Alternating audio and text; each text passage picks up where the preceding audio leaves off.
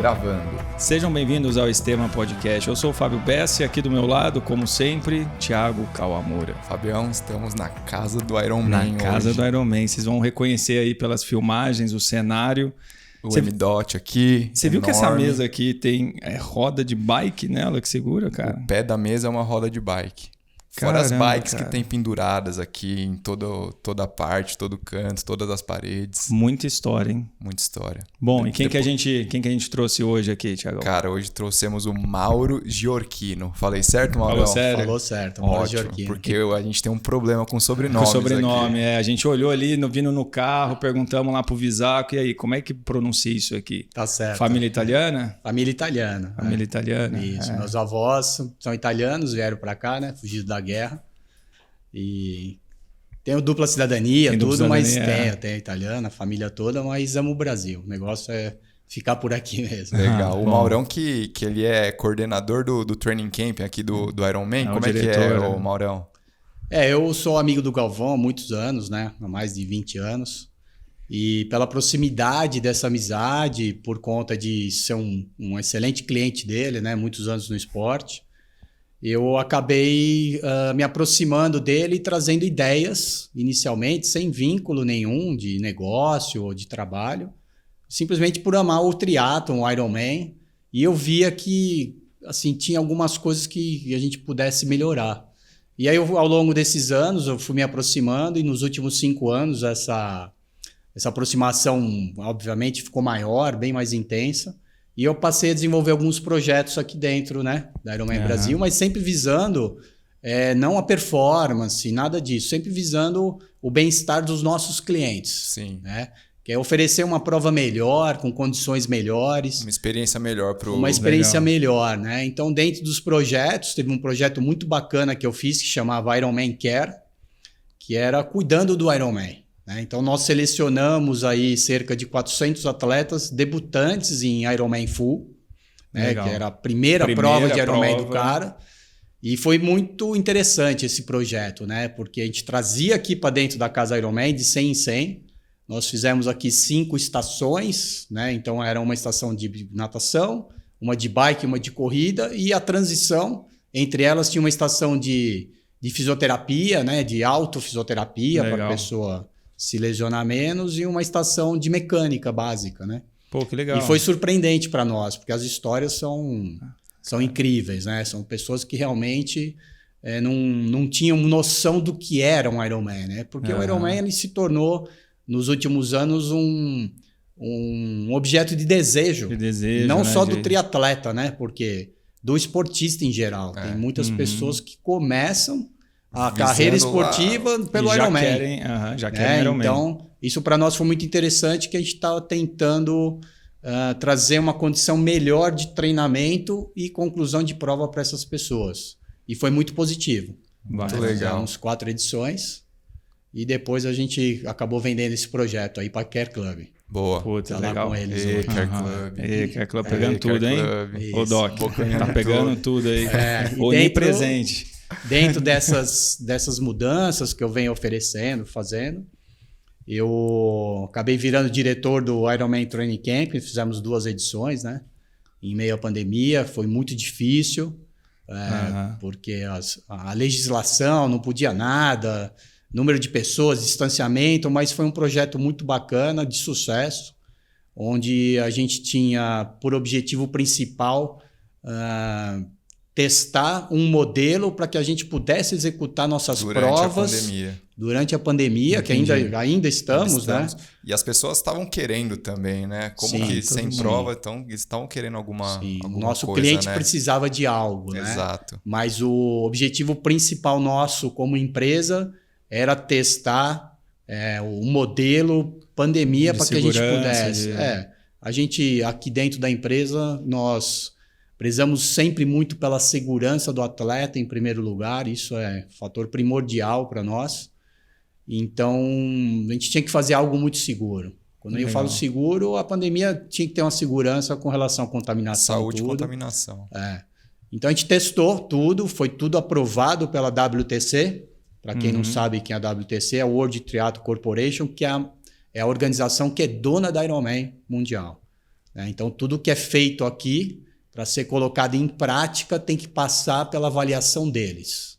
Tá? Então, às vezes os atletas não têm a paciência e não entendem o que acontece. Entendi. Mas tem um porquê, né? Você desenha um projeto e aí você tem que ter aprovação da WTC. Da WTC, exatamente. Né? Então, uma outra coisa que foi criação nossa foi o atleta anjo para natação, né?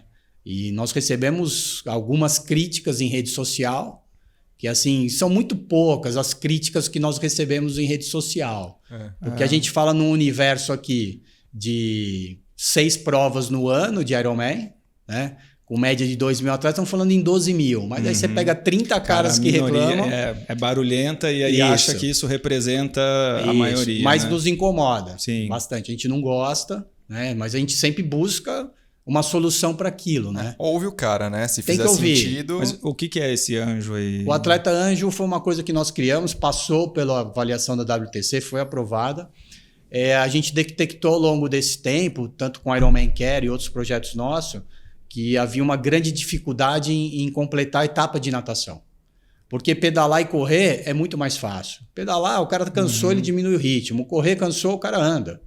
Só que cansou, teve um problema na água, oferece um risco de afogamento, tal, apesar de que nós temos aqui um conselho de segurança no triatlo, que chama COSEG Tri, do qual eu sou membro desse conselho também. Então, o nosso estudo de segurança de água é extremamente planejado. Sabe, drones voando, zonas de perigo, horário de tábua de marés, é uma coisa extremamente complexa e muito segura, mas muito segura mesmo. Cara, imagina o tanto de imagina a logística, exato. Você acha que podcast montar essa meia dúzia de luz aqui é complicado? Imagina fazer um Ironman. Não, e pôr, sei lá, 3.000 atletas para entrar na água lá, tudo na mesma hora. Exato. Cara, e aí a gente criou o Atleta Anjo, que nada mais é do que um acompanhante para um atleta que tem dificuldades na natação, certo? Obviamente, ele vai nadar junto, é como se fosse um personal do cara de natação. O professor dele é uma pessoa que ele sente segurança. Cara que traz, ou vocês... E não, ele que traz. Cada atleta traz o seu atleta anjo. Legal. Tá? Ele paga um valor simbólico, né? Porque, afinal de contas, a gente aumenta o número de pessoas, a gente tem que aumentar a segurança de água. Segurança de água são jet skis, pranchas, SUP, caiaques, enfim, que esse atleta anjo ele pode ter um problema também. Sim, também. Então nós temos que oferecer para ele também. Aí houve uma série de críticas assim, sem fundamento, né? Cara que falava assim, estão querendo economizar com os bombeiros e estão botando a gente para cuidar dos atletas. Nada disso. Sempre tem umas viagens. Sempre tem, os caras viajam, né? Então tudo completamente ao contrário, né? Você querendo mais segurança. Mais segurança. Aí, assim, pra vocês entenderem como é complexo fazer algo, tem que pensar nos caras de performance também. Você pode pegar um cara aí espertinho, que quer fazer uma natação melhor e vai nadar na esteira, e ele supostamente traz um atleta anjo, mas que na verdade de anjo não tem nada, é um cara que nada mais rápido que ele, que vai dar um ritmo e ele vai pegar a esteira. Então, assim, a gente teve todo o cuidado com relação a isso. Tem que então, pensar em todos os cenários possíveis. Todos os cenários possíveis. Então, é assim, o atleta anjo, quando ele se inscreve como anjo, aquele atleta não participa de classificação para mundial, não participa de classificação para pódio. Entendi. Que o objetivo é ele concluir a prova. Segurança ali, né? Então, assim, tem que se preocupar com um todo. É bem complexo, mas eu gosto. Legal. Eu imagino gosto tanto de desafio que deve ter. E problema, né? Resolvendo problema. E... Pô, legal. A gente acabou entrando direto já na parte sobre o Ironman, né? O seu papel. A gente vai voltar para isso depois. Tá. Mas o Sistema a gente fala muito sobre o convidado, né? Sobre o Mauro lá atrás, né? A gente estava, quando a gente chegou aqui conversando com ele, tomando café na xícara do Ironman. Olha só, privilégio pra gente que gosta de café aqui. E a gente tá falando, vamos atualizar a quantidade de prova, porque dos convidados a gente já conversou com alguns Ironmans, mas você é o cara convidado hoje que tem mais número de Ironman full completo em 70.3. 40 e São tantos. 12. Eu tenho 13 Ironmans full completo. 13 full. Larguei em 15. 2 eu não terminei. Vamos contar 13.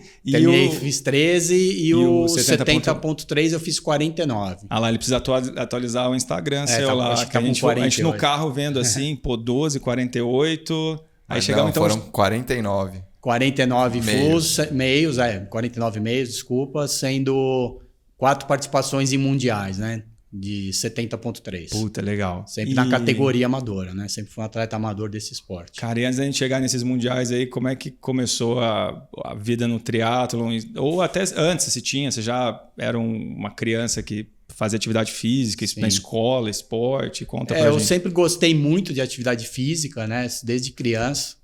Então, bicicleta na rua, aquele negócio de montar uma rampinha, saltar fogueira, aquelas coisas que o moleque fazia. Uhum.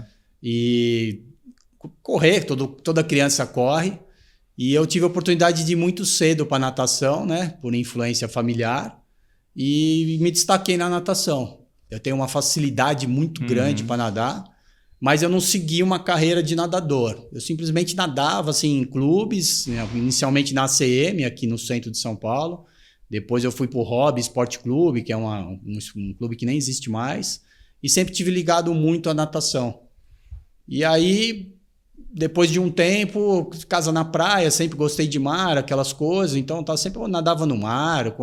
Aí começa a pegar onda, fica aquela bagunça, né? Que é fazer de tudo um pouco, mas não fazia nada muito direito. E aí, em 1986...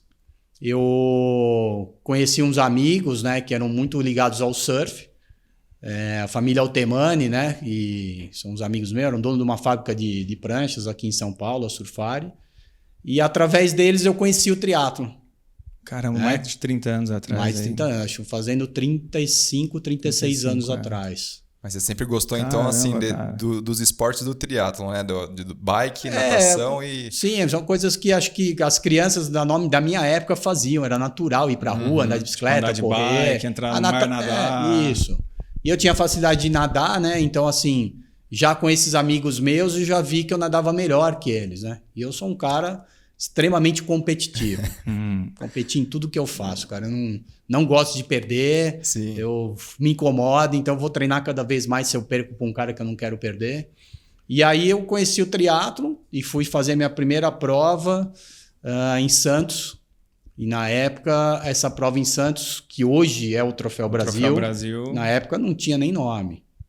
Essa prova era feita pelo CID. Alguém organizou. Mas já era short e olímpico. Era só short na época. Só short. Só short na época, né? O triatlo tinha acabado de chegar no Brasil, acho que, se não me engano, em Niterói, no Rio de Janeiro. E depois de 1 ano, 2 anos, ele já veio para São Paulo. E aí teve essa primeira prova. Quem organizava era o CID, né? Que é o dono da Inside Out Sports. É um percursor do triatlo aqui em São Paulo. E depois ele foi morar nos Estados Unidos. E ele acabou deixando a estrutura aqui e deixou com agora esqueci o nome dele, o Núbio, que depois se tornou o dono da NA Sports, né? Que tem o Troféu Brasil, Internacional de Santos. E foi assim que surgiu. Eu fiz minha primeira prova. E a primeira prova, assim, sair para nadar era uma prova que largavam 200 pessoas, cara. A gente achava que tinha gente demais. Demais. Né? Mas era o início do esporte, né? Então, nesse primeiro dia lá nadando 750, eu saí em terceiro da água. Eu falei, cara, achei o esporte. Vou ganhar tudo. Mas aí a realidade é outra, né? Era só o início. A natação conta muito pouco, né? No triatlo em geral. E aí uma bicicleta já começa a perder posição. Na corrida perdia mais ainda, porque eu não sou um bom corredor. Passando. E aí cai a ficha, né? Preciso treinar mais, né? Preciso treinar muito ciclismo e muito corrida, né? Então, o triatlo é um esporte que põe cada um no seu devido lugar. E quanto mais longa for a prova, é mais dolorido você aceitar isso. Então, as provas longas, elas são duras. São duras demais. E, na minha opinião, assim, muita gente fala isso, né? Um Ironman é uma prova que foi feita para dar errado, né? Dificilmente ela vai dar certo. Eu conheço poucas pessoas que falam, fiz um Ironman e deu tudo certo. Muito tempo, né? Muita coisa pode acontecer. Muita coisa pode acontecer, né? E como que foi como você foi progredindo? Fez essa primeira prova lá em Santos e aí, não sei se depois já foi pensando em fazer alguma distância maior? Como que você foi naquela época nós não tínhamos as distâncias grandes, né? A gente já tinha... o conhecimento do Ironman, né, que já existia no Havaí, enfim. Mas aqui para nós não havia nada. A gente não tinha conhecimento nenhum, cara. Então, quando saiu um relógio Ironman Timex 100 laps, era o máximo que o cara podia ter, né? Então, a gente não tinha relógio, não tinha Garmin. As bicicletas, você não conseguia comprar uma bicicleta específica para o esporte, né? Dependia de algum amigo viajar e trazer alguma coisa para você. Só que o cara trazia o que tinha também. Entendi. Então, o tamanho, o bike fit, toda essa tecnologia que nós temos hoje, naquela época não existia absolutamente nada, né? Gel, suplemento, a gente fazia prova com um clube social, aquela bolacha que era carboidrato com sal. Sim. Raiz. Entendeu? Era o que tinha, cara. E assim, A facilidade e quem hoje. trazia dos Estados Unidos um pote de Gatorade em pó, puta, aí estourou, né, cara? Aí era O cara o vendia suplemento tudo, da fazia, vida. conseguia fazer. Não tinha nada. Então era tudo muito raiz, assim, tudo muito difícil para todos nós. Todos daquela época passaram por isso. E não tinha prova longa. Poucas provas haviam, mas o negócio foi tomando corpo. Teve um momento que até uma judiação não existia mais, porque era um berço de iniciação para o esporte, que eram os chamados biatlon, né? Que nadava 500 metros e corria 3 quilômetros. Então as Sem o academias, pedal, isso aí é uma pena não existir mais, porque dali surgiam o início, né? Para migrar para o triatlon. E foram muitos anos assim. Só depois, lá no ano 2000, mais ou menos, 2002 foi meu primeiro Ironman, que aí a gente comecei a pensar em provas mais longas. Aham. Você foi direto pro Ironman Full? Não. Eu fiz algumas dezenas de sprints e olímpicos. E o olímpico é a minha prova. Tá. É onde eu tenho a melhor performance, porque a natação ainda conta alguma coisa. Não sou um bom corredor, mas ali só corre 10, então eu consigo. Se manter. Ainda é a minha Legal. distância. Mas eu sou apaixonado pela marca. E, obviamente, o desafio para mim fica cada vez maior. Né? Mas Então, pessoalmente você gosta do Olímpico, então? como eu sou competitivo, é assim, até brinco com a molecada aí, né? Eu influenciei muita gente ao longo desses 35 anos. E até o ano passado não, 2019, né? Quando tinha a prova, tá ganhando de moleque forte aí, de 35 anos, mas sempre na distância olímpica, né? Então rola as brincadeiras, os desafios, e acho que assim eu motivo ainda mais eles a treinarem, né? E estão sempre evoluindo. Então, naquela época a gente não tinha, e então fiz dezenas de provas curtas, porque não tinham as longas, mas logo que apareceram as longas, principalmente aqui no Brasil, eu caí de cabeça. Quando que o Ironman veio, a marca para o Brasil, assim, o primeiro evento? Ele veio em 1998, mas foi em Porto Seguro, né? Foi um meio Ironman feito lá, na época chamava meio Ironman, né? E depois ele migrou para 2/3 de Ironman, que era uma tentativa que você podia fazer. Isso poucos atletas sabem. Para depois ter o primeiro full, se não me engano, no ano 2000. Mas ainda em Porto Seguro? Em Porto Seguro ainda, e a marca era de um outro organizador. Eu não sabia, interessante. É de um outro organizador. 2/3. 2/3 de Ironman. Engraçado. Que era estranho, né? Isso Estranho. aí, no passado tinha muito. Tinha uma prova também que era 2:60:15, que também era assim uma prova intermediária entre o olímpico e o 70.3. Era uma coisa bem legal, que motivava as pessoas a ter essa escalada, né? Fazer essa... ter uma escalada em evolução para chegar. Puta, legal. Que era legal. Tudo isso se perdeu, né? Ao longo desse tempo. E aí o seu primeiro Iron completo foi... Foi em 2002. 2002. Aí já estava em Florianópolis ou não? Já estava em Florianópolis. Florianópolis, então, a prova deixou de existir em Porto Seguro por conta das dificuldades da prova. Estamos falando lá antes do ano 2000, né? Sem suplementos, sem GPS, sem potência, sem nada. Nossa. Naquele calor terrível, com vento. Então, assim, era muito mais sofrido do que é a prova por si só, que é sofrida. É difícil, né? Um Ironman. E aí houve, assim, até um movimento dos atletas da época de boicotar a prova pelas dificuldades que ela proporcionava. E aí foi quando o Galvão adquiriu a marca, virou franqueado Brasil. E em 2001 ele fez a prova inaugural, né, da época da Latin Sports, que hoje é Unlimited, né, é outra empresa, e fez aí a prova inaugural em Florianópolis, em 2001. 2001. E de lá continuou, já são praticamente 20 anos, né? Legal demais. São 20 anos. E você falou dessas tecnologias que você foi vendo, foi acompanhando. Queria saber, assim, o que você acha de toda essa evolução que teve, bike fit, coisa de gel, né? Relógio, tênis, como que foi, como você foi vendo isso, como você foi também trazendo para você atleta, né? Eu acho que isso aí veio para ajudar o triatleta em todos os sentidos, Então, até na longevidade, eu tô com 54 anos e me sinto jovem ainda, com a cabeça boa e quero fazer, sei lá, até quando a saúde permitir. Me vejo aí com 80 anos fazendo Ironman. Se não fossem por essas tecnologias, eu acho que eu não estaria nem mais fazendo. Porque essas tecnologias, elas trouxeram um ganho de economia, de movimento, de fisiologia em geral, de gasto calórico, de economia do corpo. Quando eu falo economia do corpo, é economia articular, muscular, diminui o número de lesões. Então, hoje, todo esse conhecimento, eu entendo que ele é muito bem-vindo. Né? Ao contrário de caras antigos do esporte como eu, que falam, tecnologia não serve para nada, eu sou raiz. Eu acho que não. Eu sou contrário. Tem um bom senso, né? Se atualizando. Ela veio para ajudar, cara. Entendeu? Assim, então, eu em 2000... Não só na longevidade também, mas em atletas de desempenho também, isso provavelmente influencia muito, né? Exatamente. Então, a gente tem tido aí, até na categoria profissional, né? Que não deixa de ser o espelho de nós amadores, o Timothy O'Donnell sendo vice-campeão em Kona com mais de 40 anos de idade. Você está entendendo? Então, assim, ele mesmo teve uma evolução quando os equipamentos chegaram. Porque é o detalhe que vai fazer a diferença. Provavelmente, né? Ele treinava muito errado. Porque a percepção de esforço, que é o que se utilizou por 20 anos, ela é muito pessoal. Então, a sensibilidade à dor de um atleta para outro é muito grande. É muito diferente. Então, quando você falava simplesmente para o cara, fala assim, faz 90%. Sabe, o cara nunca fez 100%, ele não sabe o que era 90%. Sabe. Hoje, com um equipamento de potência, né, o potenciômetro da bicicleta, você põe o cara a fazer um teste. Em cima do teste, você vai falar assim, você vai fazer tantos watts, que esse é o teu 90%. Então, a assertividade, tanto nos treinos como nas provas, hoje ela é muito maior, né?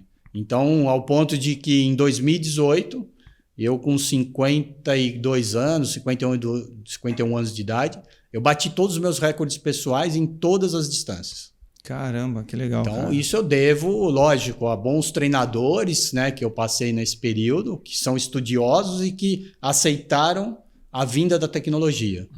E eu continuo estudando a tecnologia, né?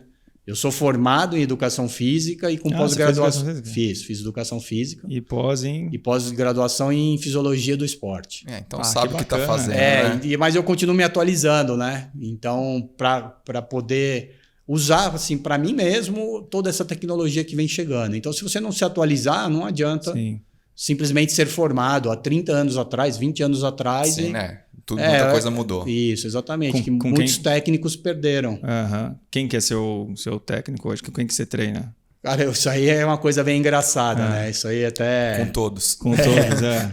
Eu brinco. Todo mundo quer te treinar, né? Eu brinco, assim, uma fase... Às vezes tem gente que acha que é meio arrogante, mas eu levo muito na brincadeira. Eu sou um cara que brinco muito, né? Eu perco amigo, mas não perco piada. Eu digo que eu já nasci treinado. Eu só faço polimento. Só faço polimento. Então, assim... Cara, eu já treinei com todos os grandes assessorias do Brasil.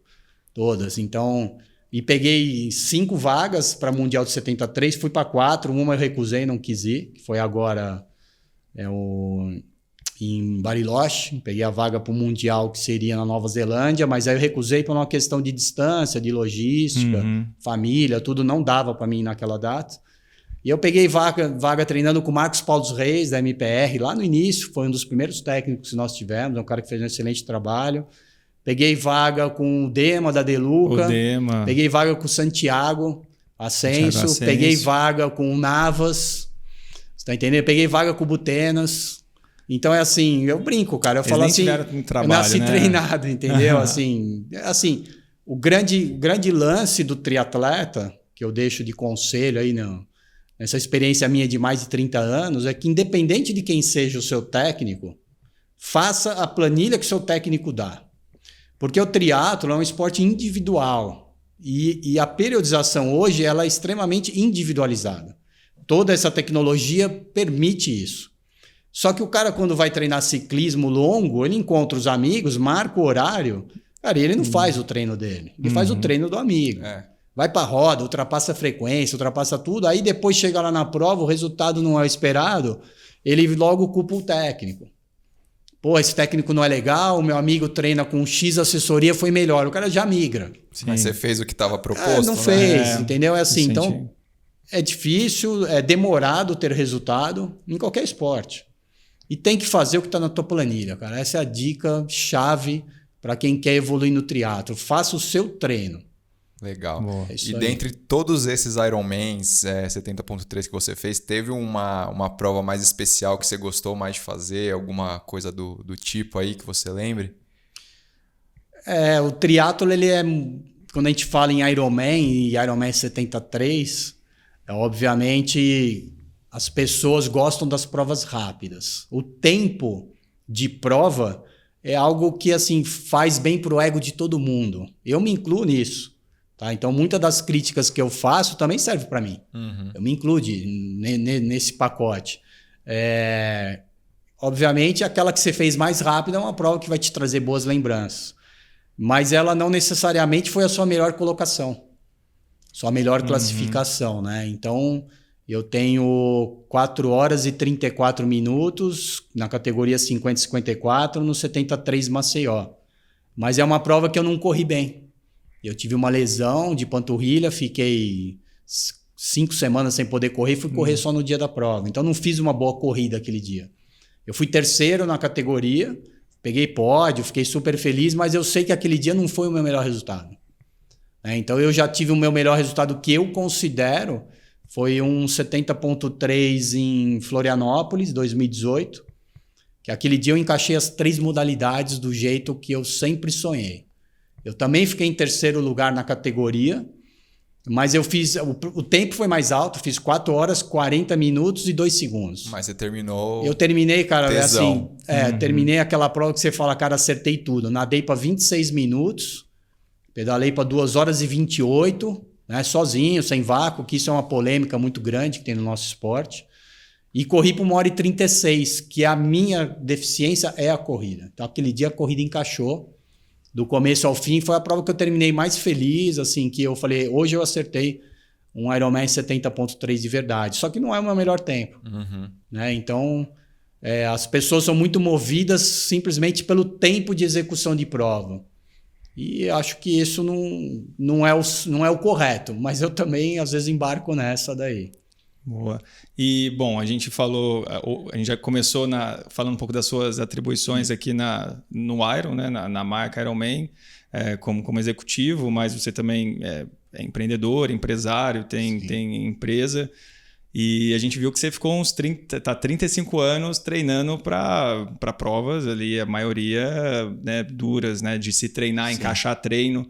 Então a gente sempre gosta de saber como que você organiza assim, a sua agenda da semana. Aqui a gente chegou na casa, a gente viu que tem um monte de facilidade, mas com certeza nem sempre foi assim, né? Em relação a horário de treino, treinando para 3 modalidades, família, trabalho.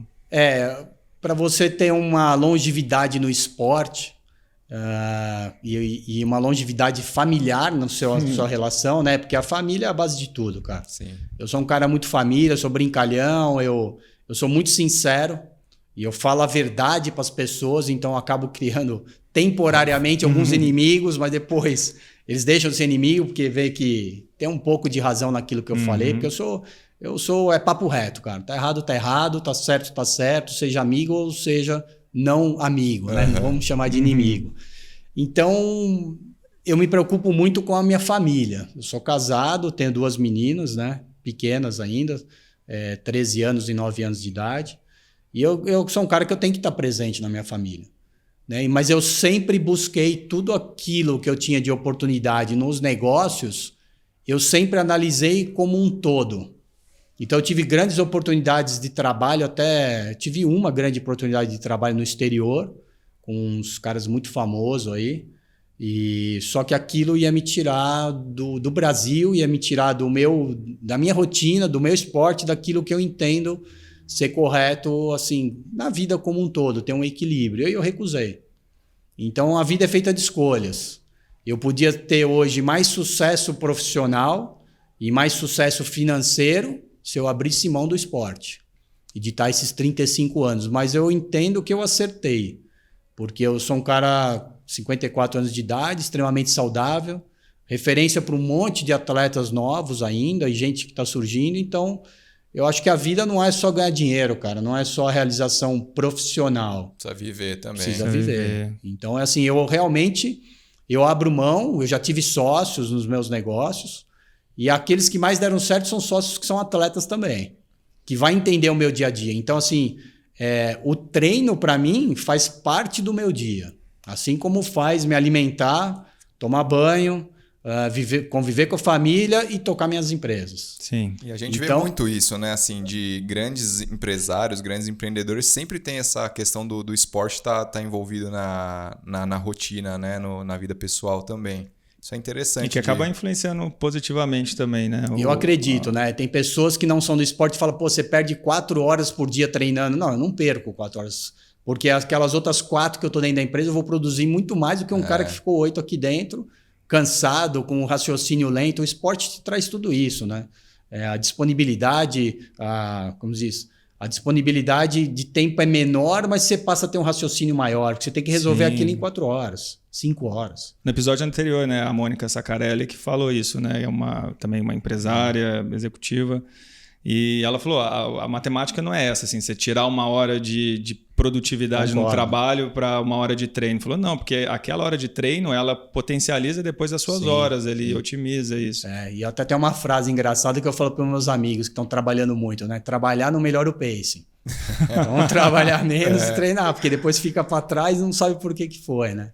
Boa. E das suas, hoje, assim, fora do Ironman em si, que negócios que você tem? Você falou, me dou bem com sócios que são do esporte, né? Os seus negócios são relacionados a esporte? O meu principal negócio é o ramo de alimentação. Eu tenho uma pizzaria aqui em São Paulo. Cadê a pizza aqui? Depois a gente vai lá comer uma pizza lá. Como é que ela chama? Chama Pizzaria Valentina. Ela tem 21 anos, está no Jardim Anália Franco, Zona Leste de São Paulo. E esse é o meu principal negócio. Então, eu me preparei para que eu pudesse estar menos tempo lá dentro, porque é difícil, né? É um negócio que é noturno, principalmente pizza.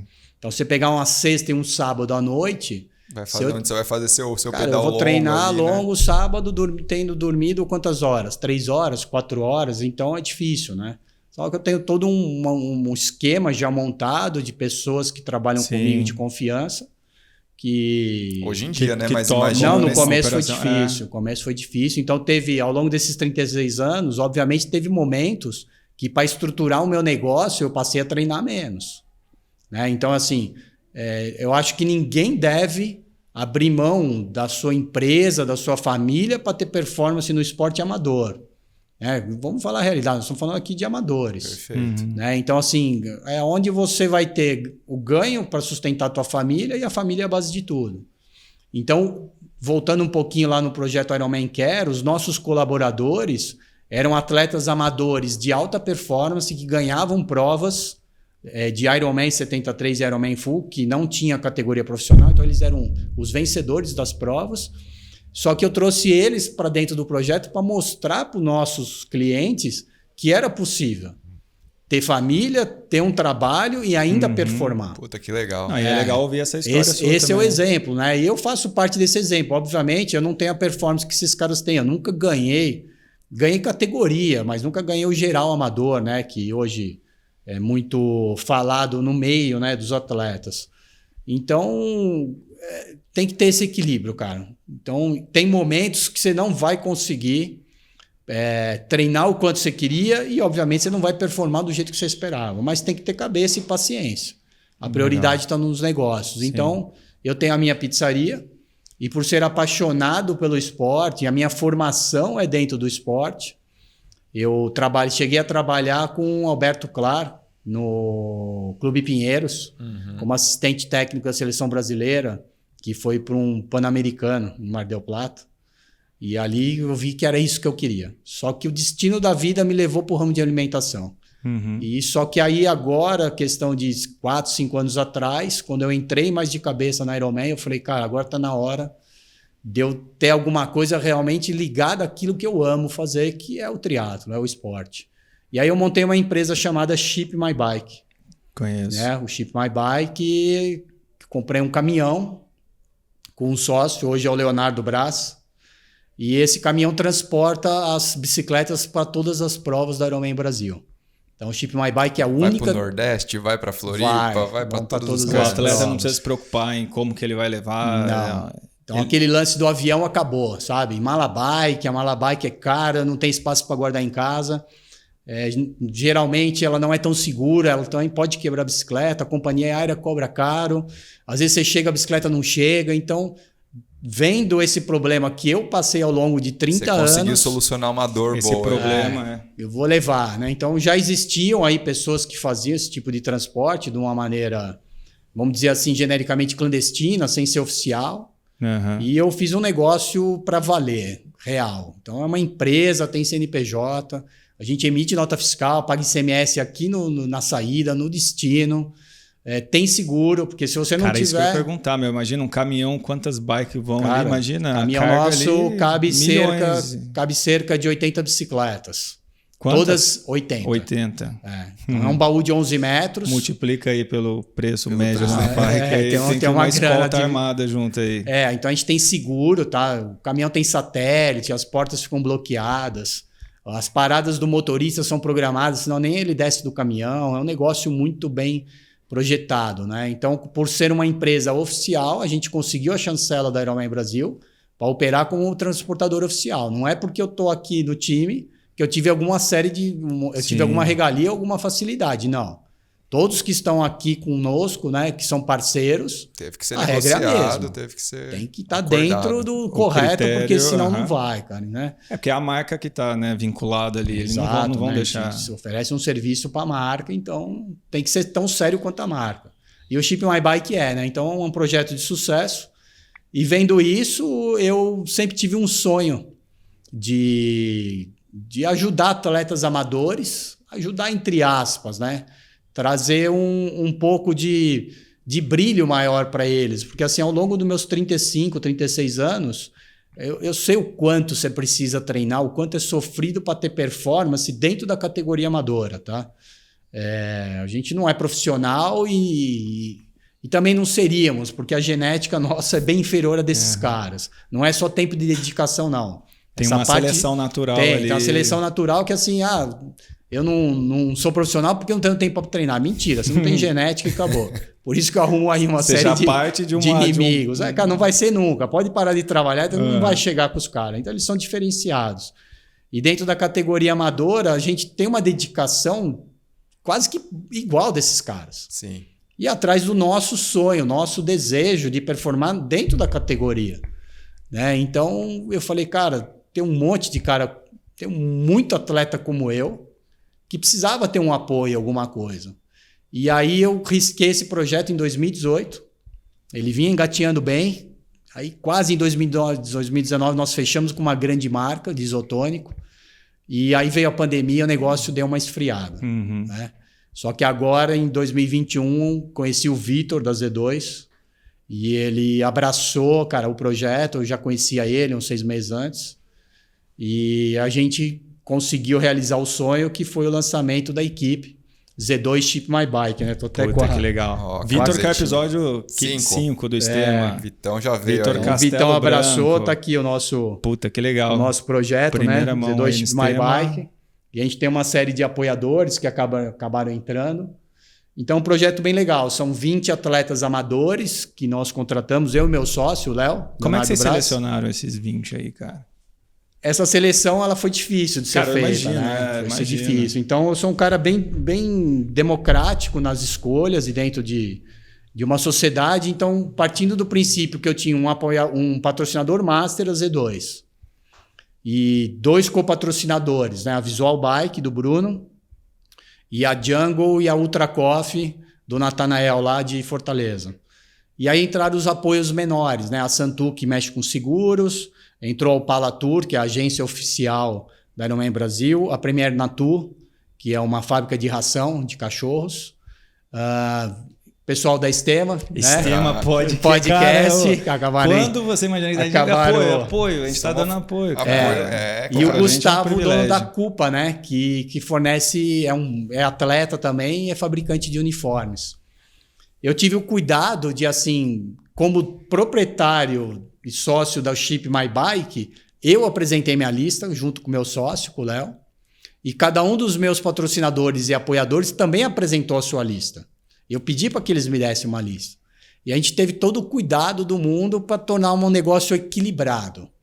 O que eu chamo de equilíbrio? Não adiantava eu ter 20 atletas da categoria 35, 39, que são os mais rápidos, mas o pódio só cabe 5, cara. Sim. E eu quero visibilidade. Né? O nosso projeto ele foi fomentado em cima da performance do atleta amador. Então você conseguiu pegar várias Distribuiu. categorias. Exatamente. Então eu fiz uma divisão em sexos, masculino e feminino. A gente tem hoje cerca de 60% homens e 40% mulheres. Não deu para igualar, porque a quantidade de mulheres ainda no triatlon Ironman é menor. Então a gente tinha essa dificuldade. E dividir em categorias. Então nós temos desde atletas da categoria 25, 29, até o mais experiente, né? Não o mais velho, que é o Carlão, da 60 a 64. E você é um dos atletas. Eu sou um dos atletas. Eu acabei entrando no time e com certeza não é porque eu sou dono da equipe, não. Você vai ter que buscar o pódio agora, então, hein? Espero continuar performando, né? Como foi nos últimos anos aí. E tá indo pro pódio também, né? Então, assim que foi feita a escolha. Legal.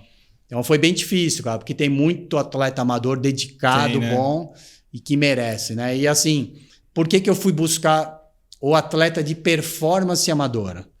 Porque com esse grande crescimento hoje de rede social, esse mundo digital, tem algo que me incomoda. Porque eu sou um cara raiz, vamos dizer assim, lá de trás, que isso não existia.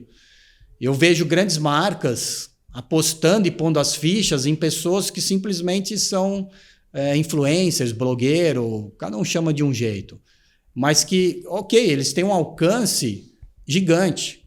Né? Então eu digo assim, o cara posta um history, tem 5 mil visualizações. Essa pessoa só gosta de ver ela, não gosta dela. Você entra num post dela, tem 50 curtidas. Então ver history é igual ligar a TV e ficar olhando lá, sem fazer nada.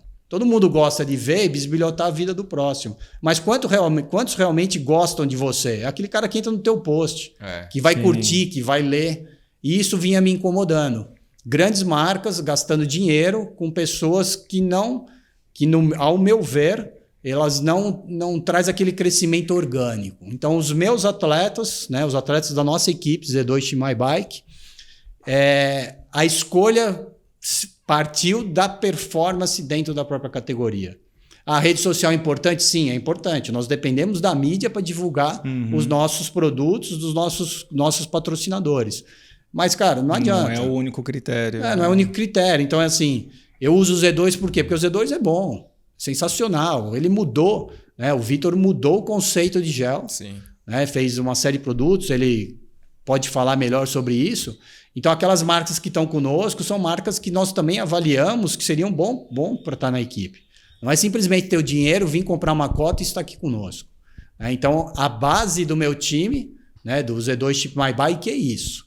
São atletas de performance que realmente usam aquilo que estão envolvidos no nosso projeto. Muito bom. Que legal. Encheu o ego do Vitor aí, cara. Ele trouxemos até um Z2 aí, ó. Tem um Z2 aqui. Aqui, ó. Aqui. Vou mostrar para a câmera lá. Que oficialmente agora é também um patrocinador do Estema Podcast. Porra, você tá com o patrocinador, primeiro velho. patrocinador. Você tá apoiando, cara. Vai chegar as caixinhas de Z2 lá em casa. Para os convidados, inclusive recebidos. O Mauro, como faz parte da equipe, ele é o primeiro oficialmente convidado pelo Estema, mas a gente vai tentar marcar aí numa correria, já fizemos uma agenda, né? Agora é começar a contactar os outros 19 aí pra gente contar a história deles. Cada um tem a sua história aí também. É legal que eu conheço alguns. A Gala eu já atendi algumas vezes. Ela lá no comecinho, então vai ser legal. O Putinelli. Tomás, que eu atendo também. Toda essa galera aí. Então, o pessoal, a gente também se preocupou muito em não ter um clubinho paulista, né? Tem gente de fora. Tem. A gente tem atleta em Goiânia, a gente tem atleta em Aracaju, a gente tem atleta em Curitiba. Então a gente deu uma diversificada também nos estados, que assim, é um projeto bem pensado. Então a performance sempre em primeiro lugar, mas eu precisava também trazer algo de crescimento para a venda dos produtos que estão relacionados à minha equipe. Então assim, a gente tem formador de opinião distribuído Sim. Aí pelo Brasil, isso. Esse é o projeto. Pô, mas legal, cara. A gente tá muito feliz em participar aí, contribuindo aí nós com o também, projeto de vocês, depende cara. aí da mídia para estar junto. Vamos mostrar pro mundo aí o que tá acontecendo. Bom, já que a gente falou da Z2, vamos pro Momento Z2? Momento Z2 do Estema agora. Agora um novo quadro aqui. Porra, aqui a gente vai ser o convidado mais fácil de pensar no Momento Z2 aí. Você quer que eu explique? Não, o que pode é o Momento explicar, Z2? explica. Pode explicar. Momento Z2, ô Maurão, a gente vai querer saber um momento dentre das provas que você fez aí, que você pensou em desistir, que tava tudo para dar errado e alguma coisa ali te deu energia para você continuar. Tem alguma dessas, cara, tem vários, cara, mais de 50 mais de provas. 48 tem vários aí. Eu vou te falar que, tirando o primeiro Ironman que eu fiz em 2002, é o melhor. O primeiro Ironman que você faz na sua carreira sempre é o melhor. Aquele você faz para completar, faz curtindo. É sofrido? Mas a partir do momento que você começa a buscar tempo, performance, vai doer sempre mais. E aí, assim... O Ironman foi feito para dar errado, né, cara? Essa frase não é minha. Essa frase é bem famosa já mundialmente. É uma prova muito dura, muito difícil. Você pode estar extremamente treinado, mas se você errar na alimentação e na hidratação, nada vai sair. Já tivemos alguns casos aqui que contaram pra gente. Não tem jeito. Então, assim, hoje com essa base de suplementos bem pensadas, bem elaboradas, as coisas se tornaram um pouco mais fáceis, mas desde que você também faça a sua nutrição parte, e a sua hidratação da maneira adequada. Que também, se você exagerar na hidratação, você começa a perder sódio. Também é prejudicial. Também vai ser prejudicial. Se você exagerar no carboidrato, também vai ser prejudicial. Então, esse equilíbrio é o que a galera deixa de treinar nos longos e treinar a alimentação para acertar na prova lá. Não inventar a moda, chegar na feirinha lá e falar, nossa, tem um suplemento aí, tá todo mundo comprando, eu vou tomar. Pronto, vai dar errado. Então, assim, tirando meu primeiro Ironman, acho que todos os outros, cara, eu tive esse momento Z2 aí, né? Mas, obviamente, você tem sempre aquele que é o mais doloroso, né? Que você fala, puta, não vou parar, cara. Esse eu não vou parar. Então, eu tive um que foi um Ironman Full de Florianópolis. Vamos lá, 2013. Foi um ano dificílimo, cara. Foi um ano que ventou demais.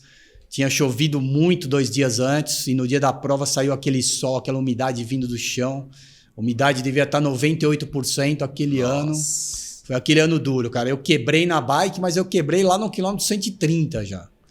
E aí, cara, quando você quebra no ciclismo, num Ironman, meu amigo... Ainda faltam uns 42 da corrida. Ainda faltava 50 de bike. Faltava 50 de bike, aí o pescoço já dói, você não tem mais a posição no clipe, aí você deixa de ficar aerodinâmico, segura em cima, o ventão no peito. Nossa. E aí tudo vai piorando, o tempo vai piorando, você já vê que o teu recorde não vai vir, o segundo melhor tempo não vem, o terceiro não vem, aí a cabeça que comanda o corpo, e aí você começa a perder o foco nessas bobeiras de tempo, né, de relacionar a sua performance ao tempo de conclusão da prova e deixa de focar naquilo que você já tinha errado, que é parar, pensar e falar, não, eu tô ruim por quê? Porque eu não hidratei, eu não comi, e começar dentro da prova a tentar se recuperar. Sim. Porque por ser uma prova muito longa, ela te dá essa chance, essa oportunidade. Já num sprint, num olímpico, cara, esquece.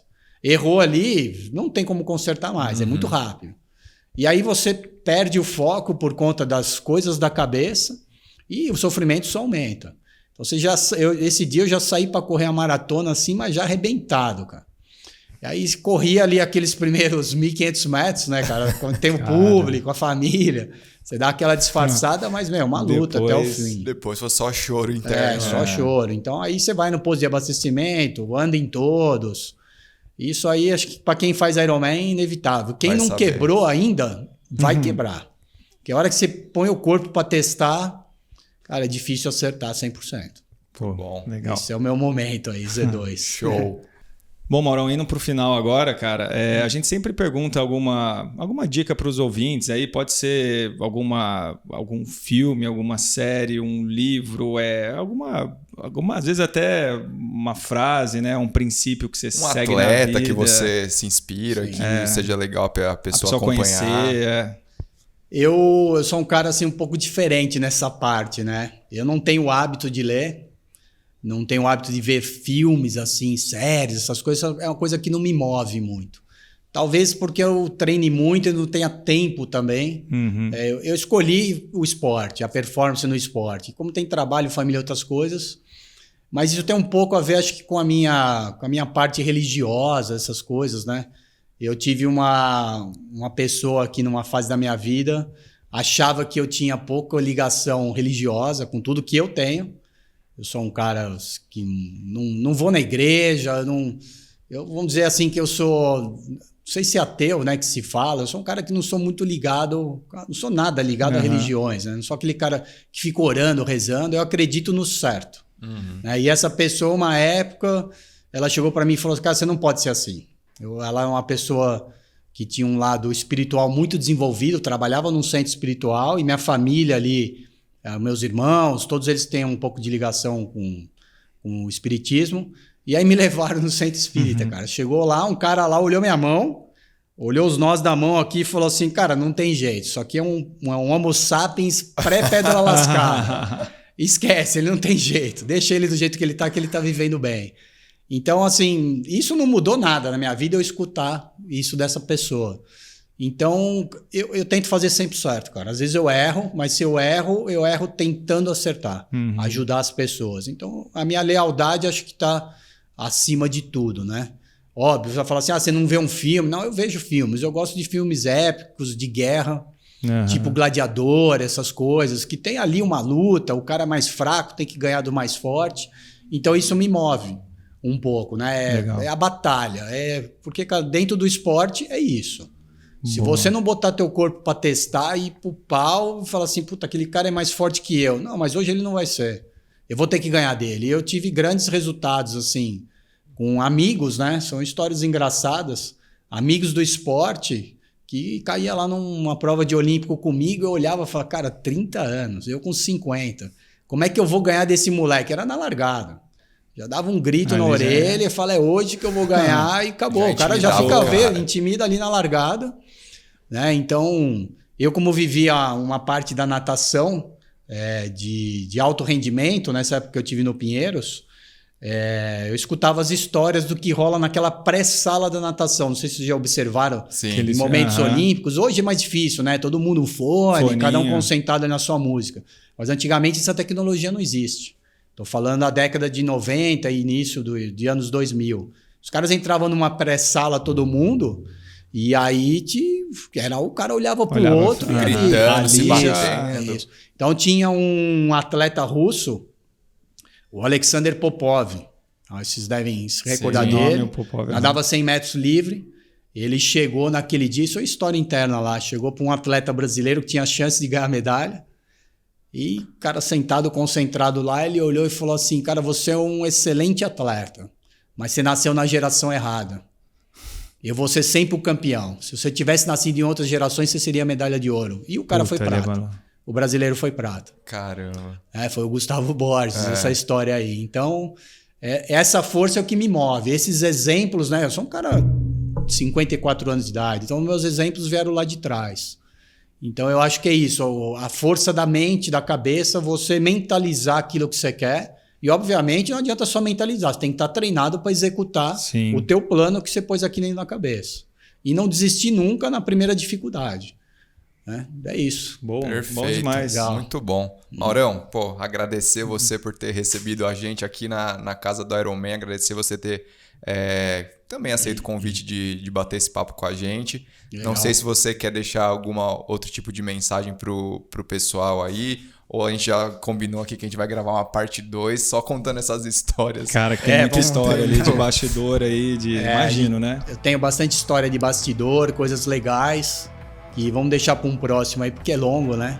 Mas aí a próxima você traz uma pizza pra gente aí. Não, com certeza. Noite aí. Ou a gente grava lá na pizzaria. Ou a gente grava na pizzaria. Como vocês preferirem. Eu que agradeço aí o convite de estar gravando, falar um pouco da minha história.